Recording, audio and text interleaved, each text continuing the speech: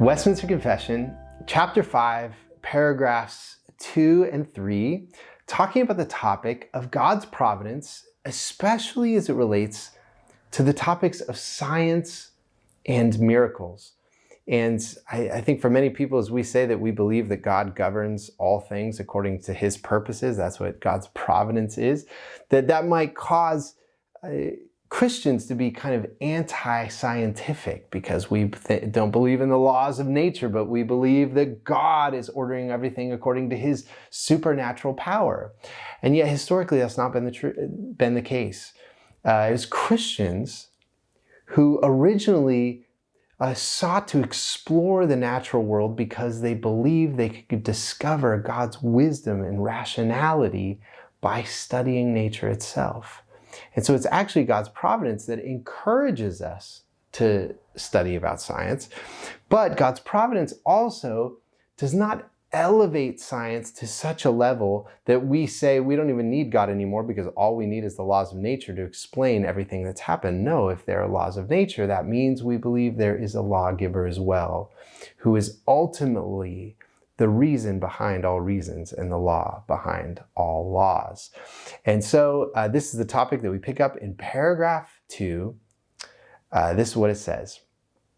Although in relation to the foreknowledge and decree of God, the first cause, all things come to pass immutably and infallibly.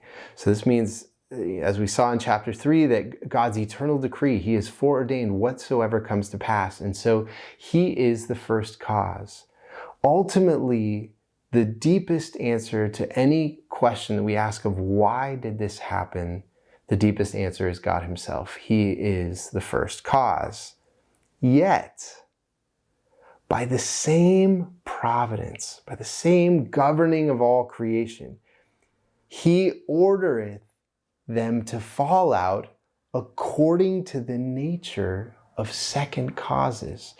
So natural things have a nature to them and a way that they function, and God honors those things in the way that he orders his creation, either necessarily, so that's like the laws of nature, things that necessarily happen, or things that are freely. That's like according to the will of his creatures. So, we make choices and decide to do things. And so he honors those choices and still orders things that maintains the integrity of the freedom of our will, or contingently. And so even things that happen by chance ultimately fit into God's ordered purposes for his creation.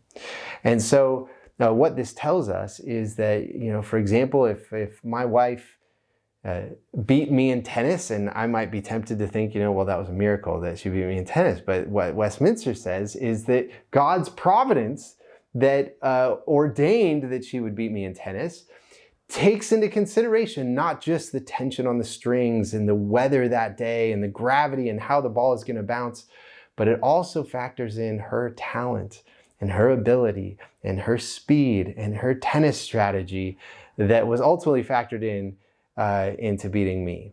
And so because of this, because God honors the nature of second causes, Christians have studied nature because we believe that God's providence works in accord with the nature of things. So when we study the nature of things, we are actually studying God himself. We're studying the mind of God. And actually the earliest scientists, this is precisely what motivated them to study the natural world, whether it's Kepler or Pascal or Newton, is because they believed a rational God was ultimately behind everything.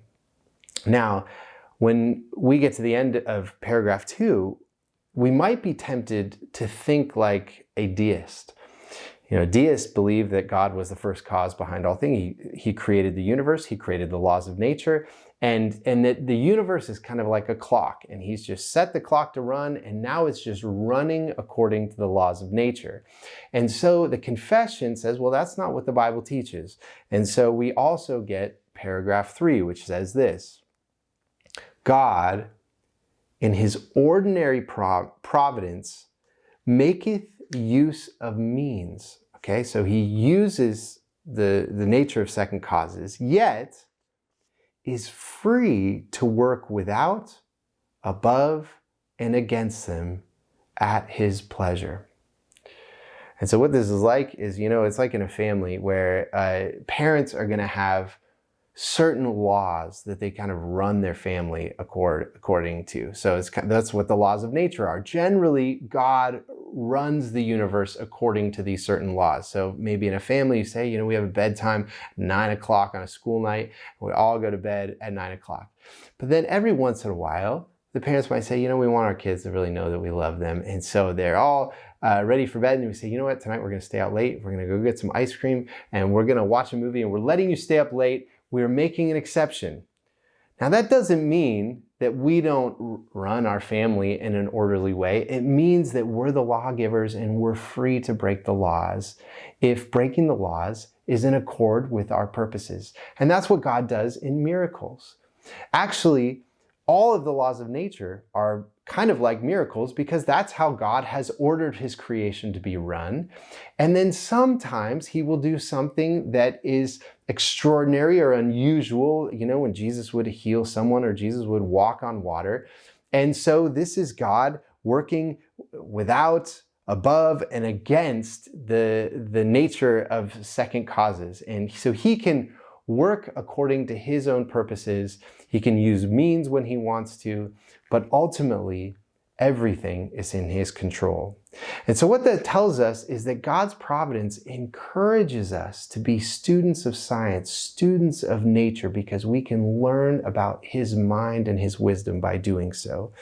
And yet we do not elevate science to such a level to say that we don't need God anymore. It is God who ultimately gives the purpose and meaning to all things and history itself. And so this is what we learn in chapter 5 on the topic of God's providence. So here's a question for your discussion. How should we think about science in light of the doctrine of God's providence?